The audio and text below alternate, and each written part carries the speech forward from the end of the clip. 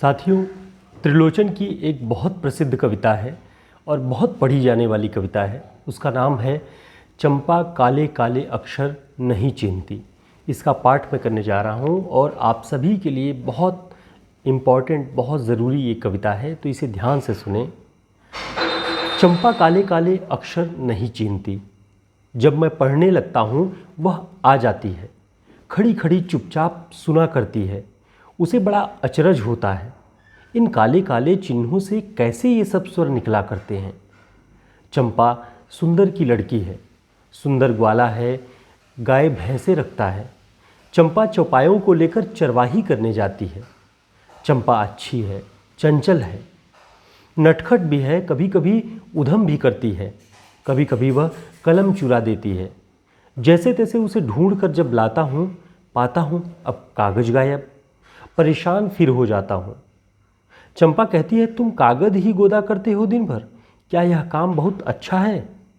यह सुनकर मैं हंस देता हूँ। फिर चंपा चुप हो जाती है। उस दिन चंपा आई, मैंने कहा कि चंपा तुम भी पढ़ लो, हरे गाढ़े काम सरेगा। गांधी बाबा की इच्छा है कि सब जन पढ़ना लिखना सीखें। चंपा ने यह कहा कि मैं तो नहीं पढ़ूंगी। तुम तो कहते थे गांधी बाबा अच्छे हैं, वे पढ़ने लिखने की बात कैसे कहेंगे? मैं तो नहीं पढ़ूंगी। मैंने कहा कि चंपा पढ़ लेना अच्छा है, ब्याह तुम्हारा होगा, तुम गौने जाओगी, कुछ दिन बालम संग साथ रह के चला जाएगा जब वो कलकत्ता। बड़ी दूर है वह कलकत्ता, कैसे उसे संदेशा दोगी, कैसे उसके पत्र पढ़ोगी? चंपा पढ़ लेना अच्छा है। चंपा बोली, तुम कितने झूठे हो देखा? हाय राम, तुम पढ़ लिख कर कितने झूठे हो। मैं तो ब्याह कभी न करूँगी, और कभी जो ब्याह हो गया तो मैं अपने बालम को संग साथ रखूँगी।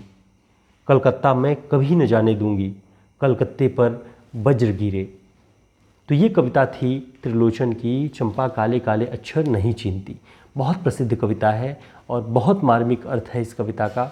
आप लोग यदि ध्यान से इसे सुने होंगे तो इसका बहुत सारे अर्थ इसके आप निकाल सकते हैं, और कभी हम विस्तृत ढंग से इसके अर्थ, इसके संदर्भों के विषय में भी बातचीत करेंगे। धन्यवाद।